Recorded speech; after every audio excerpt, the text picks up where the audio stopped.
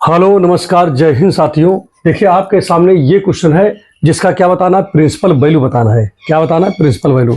तो देखिए अगर आपको जो है जैसे कोई भी चाहे साइन इनवर्स हो, चाहे कास इनवर्स हो, चाहे टैन इनवर्स हो, चाहे काट इनवर्स हो, चाहे सेक हो, चाहे कोसेक हो, अगर कभी इसका आपको जो है क्या बताना हो, इसका जो है प्रिंसिपल वैल्यू जिसे हम क्या बोलते हैं हिंदी में मुख्यमान बोलते हैं, अगर ये बताना हो तो बिल्कुल आपको परेशान होने की जरूरत नहीं है।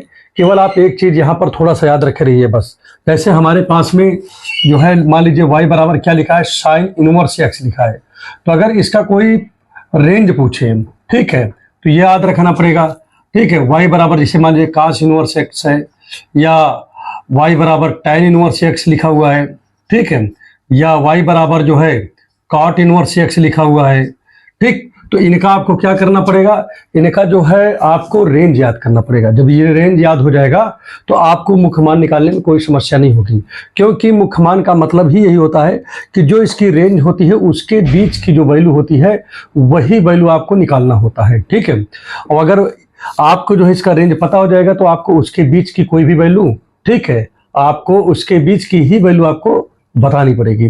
जैसे हम बात करते हैं साइन के लिए, तो साइन का जो रेंज होता है वो -90 से +90 तक होता है। ठीक है, ये इसका रेंज है, किसका? साइन इनवर्स x का है।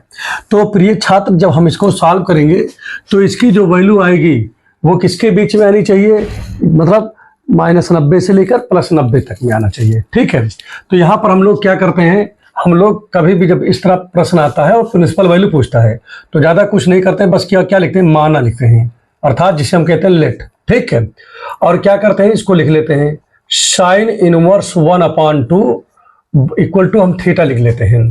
ठीक है, और यहाँ पर ये भी लिख देते हैं कि हमारी जो थीटा की जो वैल्यू है, ठीक है, वो बिलोंग करता है कहाँ से कहाँ, -90 से लेकर के +90 तक में है। ठीक है, थीटा की वैल्यू अब इसके बाहर नहीं होनी चाहिए। बात समझ में आ गई नहीं आ गया?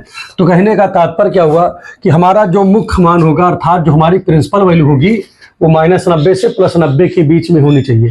अगर इससे ज़्यादा है तो उसको हम कम करके इसके बीच में लाने का प्रयत्न करते हैं। ठीक है, तो यहाँ पर ध्यान दीजिएगा, जैसे साइन इनवर्स है इधर, इसको इधर हम ट्रांसफर करेंगे तो यहाँ क्या बचेगा, 1/2, और यहाँ हो गया साइन थीटा हो गया। या इसी चीज़ को हम लोग क्या लिख सकते हैं, साइन थीटा तो है ही है, अब 1/2 बताइए किसकी वैल्यू होती है, तो भैया ये वैल्यू होती है साइन 30 की डिग्री की वैल्यू होती है। किसकी होती है? 1/2 साइन 30 डिग्री। अब ये देखिए डिग्री में है, लेकिन जो हमको आंसर बताना होता है वो रेडियन में बताना होता है। अच्छा देखिए डिग्री है 30 डिग्री, 30 डिग्री को रेडियन में जो है कन्वर्ट करने के लिए π/180 से क्या करते हैं, पाई से मल्टीप्लाई कर देते हैं, 180 से डिवाइड कर देते हैं। ठीक है, एक चीज अब देखिए यहाँ पर करिए, 1 0 से 1 0 कट गया, 3 6 जा 18, तो मतलब इसको हम लिख सकते हैं π/6 लिख सकते हैं कि नहीं। आप देखिए यहाँ पर जब कंपेयर करेंगे तो थीटा की वैल्यू क्या आ गई, π/6 आ गई। तो कहने का तात्पर्य क्या हुआ कि जो ये π/6 आ गया थीटा का, चेक करो क्या ये वैल्यू -90 और +90 के बीच में आता है। अगर आता है तब तो यही हमारा प्रिंसिपल वैल्यू होगा, और नहीं आएगा तो हमको क्या करना पड़ेगा, इसके बीच में लाना पड़ेगा।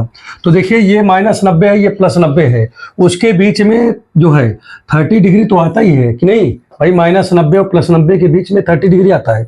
तो इसलिए हम यहाँ पर हम लोग क्या लिखेंगे, इसलिए लिखेंगे the principal value of what, sine inverse 1/2 equal to π/6।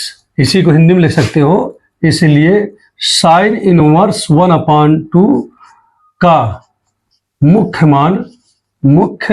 मान बराबर π/6। तो देखिए इस तरीके से आप जो है लगा लोगे, कोई समस्या इसमें बहरहाल है नहीं। तो मुख्य मान इसी प्रकार से निकाला जाता है।